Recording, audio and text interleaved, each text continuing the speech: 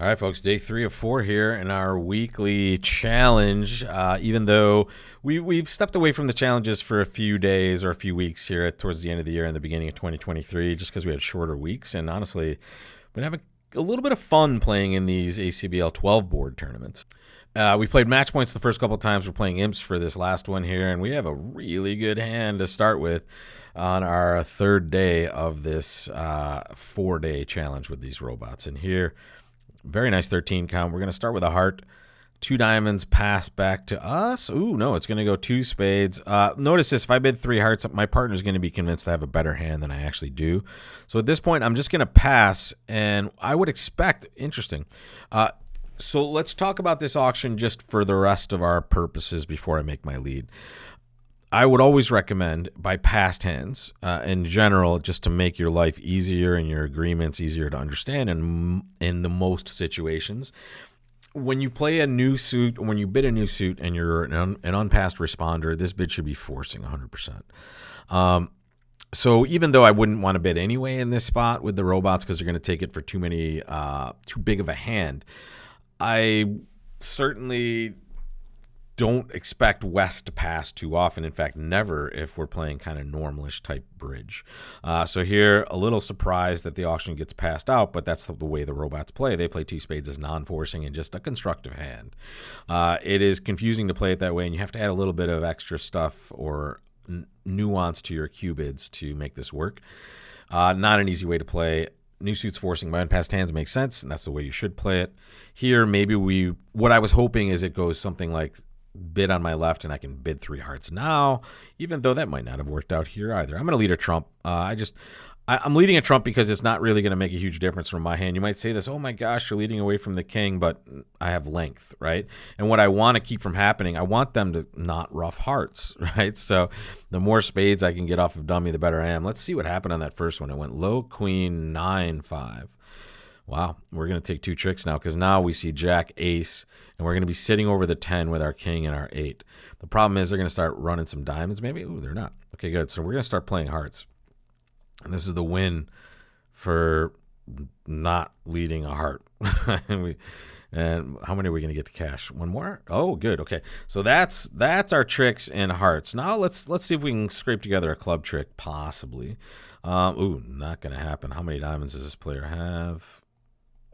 Enough. Excuse me, folks. We don't want to take phone calls during this. No. All right. So now we rough as soon as we can, folks, and then we just exit. We hope partner has some sort of club trick left. It doesn't seem like they do. It looks like right. Oh, maybe. Yes. Good. There we go. Okay. So that's all we're trying to get done with this hand, folks. We're just trying our best to get an extra trick by making sure of 2 things. Let's jump over to our results stream here. The 2 things we want to make sure of, first of all, are, hey, we get rid of their trumps, so if there is some shortness over there, right, they can't get rid of it. And also, we want to try to get our tricks developed before they can take as many diamonds as they might be able to get rid of their clubs.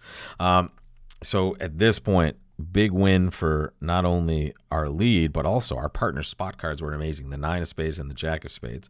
That just gives us 2 tricks right after this. And now what do? Well, they could play some diamonds and start pitching some cards there, but the same thing's going to happen. They're just going to have losers. They're either going to have more club losers or more heart losers on this one. Big win for the trump lead, and the other tables you'll see they bid either too much getting to the 3 heart level. This is them taking that call here. A little bit not quite good enough, especially with this king of clubs that's a little bit suspect as far as its worth, right? We're not as happy with this card as we normally would be, right? If partnered bid the suit, maybe it's a little better. So if you're beating 2 spades, you're doing well. One player does get to make 3 hearts. Let's hope that's not the player that also bid the slam earlier. That would be bad. But again, folks, good trend on the score sheet, right? We are trending in a positive direction. We're just going plus on every board. And in imps, that's what you want. In match points, you want those 50% scores as much as possible with a few 70s, 80s, maybe 100s if you get really lucky. But in imps, you just want to keep going plus, right? You just keep grinding out those plus imps, and we'll see if we have enough at the end after 12 boards. So 2 more to go in this set. Good plus 3.7 in the first one. Let's see what we're doing here. 1 spade to us. Take a look. We have no bids. We want them to play spades. Let's find a spade fit, or let's just bet. Yeah, there we go. All right. Happy, happy, happy. Happy to play spades. Do we lead a trump? Not this time. Here's the thing. I mean, maybe a trump might be right sometimes, but here I'm just trying to safely exit my hand, and I'm hoping for something like this. When they have only 3 diamonds and 2 spades, there's really no roughing value in that hand over there. Let's take a look at what happened there. This looks like they're trying to get to that heart. To pitch on clubs, possibly, maybe, right? Where are they going to pitch, though? We're going to play King of Hearts. What we're going to try to do this whole hand is just exit our hand safely, right? So now we can play King of Hearts, 10 of Hearts. We know they're short in clubs and or diamonds to our right. And here we're just trying to take our tricks. Diamond through, okay. Let's see, are they going to try to get to that dummy? They are. They can't get there. I'm just going to play the Queen of Diamonds now. Right? Maybe that sets up a trick for my partner. It did. Nice. I mean, it didn't necessarily set up a trick, but it gives me a nice way. And notice, folks, what am I doing? Exit, exit, exit. Keep exiting. We win. We exit. Right? We just are trying to take as many spades as we can. We win, and now we draw trump, and then we exit. Because here it's not going to do us any good, and they're going to take that anyway. Notice that the robot kind of scored this up even before we finished it. My goodness. 2 spades by the East, down 3. That's plus 150.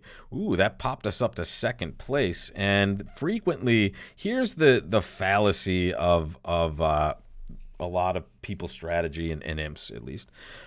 What they are trying to do is they think imps is an aggressive game, right? So they don't want to let the opponents bid. They want to bid themselves. Or, I mean, sometimes they just didn't defend as well, right? They might lead a spade. They might make some choices here that we made a little differently on our side. And that's what happened here. It looks like some people just didn't defend as well. Getting one extra trick was worth just that many more imps, right? And that's it. So this was the one player that was like, hey, I want to be aggressive, and they're lucky to only be minus 200, but that was worth the worst score for sure. Being doubled would be even worse. All right, so here we'll take this, another positive trending play there, 2.3 gets us up to second place, and now we have this hand. Looky. So we talk about this in the Wednesday morning tournament. I don't hate this bid as much as Gavin hates it. It does chew up way too much room, but it's good in this event. Let's put it that way. I'm going to bid 3-no trump because I know my partner's going to bid 4 hearts almost always, and when they don't, it's probably right to play in 3-no trump. And what this says is, look, I have exactly 3 hearts, partner, and I have a balanced hand. So if you are balanced also and you've opened a heart, maybe we play 3-no trump instead and go plus that way. The robot rarely will ever choose this, and when they do, they're usually a pretty good judge on this one for sure. We buy a nice opening lead. Notice the north hand is playing this one, so we're running from that side. So they're giving us a free spade finesse. Looks like we're going to be able to pitch a diamond on our club position over there, and we're going to try to probably make that happen relatively quickly here. Let's take a look. King of spades would be nice. There we go.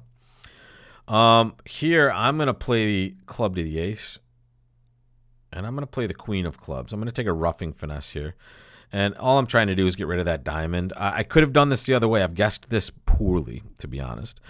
I should have actually played a club towards the queen, or I could have, and taken an extra trick this way. Ooh, we're getting a pretty brutal heartbreak here. Look at that. Okay, I guess we're going to try to kind of piece together another heart trick and then give them 2 over there, which we can afford to do on this one, thank goodness.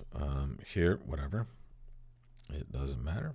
Now we'll play the king of hearts, and here we'll just play a spade. We know that 9 of spades is good. They can rough with their queen of hearts anytime they want, and we have a claim for this one. Not an easy hand to play with a bad break. I mean, we could do one trick better if we played a club to the jack, but the good thing is it's not match points, folks. We just needed to get the best score possible, make our contract. And it looks like that was enough to vault us into first place as well. Plus 5.3 imps. What you would guess here is likely. Lots of people went down in 4 hearts. Some people did better. And again, I guarantee, here we go. Let's see that club finesse. They take it later. They played a heart to the 10 first. They played a heart to the king. Again, you just have to make that second lead, folks. And there's that club finesse. Boom, boom. Right? And now they pitch a diamond this way. So you could do it either way. You're guessing which way to do it. And that's the way that is successful in this one, folks. And you know what I just did there? I showed you exactly what happened. And I didn't show you the right screen. So there it is, folks. That is the person that went plus 450. And here's how they did it. They drew some trump earlier. There's that lead low towards the king again. You know it's there, right? You just need to make that lead one more time. And here, once they win this spade, they get to take a normal club finesse this time. Another way to do it, right? You could have done it this way. You could have taken the roughing finesse as well. You're guessing at this point. And based on this auction, right, you didn't hear anything. The lead didn't necessarily tip anything off to you. So you're on a guess for that one. And that's all she wrote, folks, for this set of deals. That's 7, 8, and 9. We're in first place. Can we hold? Can we hold? We couldn't last week, right? So here we're playing imps, a little different. We'll see what happens on this next one. We have 3 boards to go, 10, 11, and 12. And it looks like we have a interesting 13 count. What are we going to do with this one? Find out tomorrow and see if we can hold on.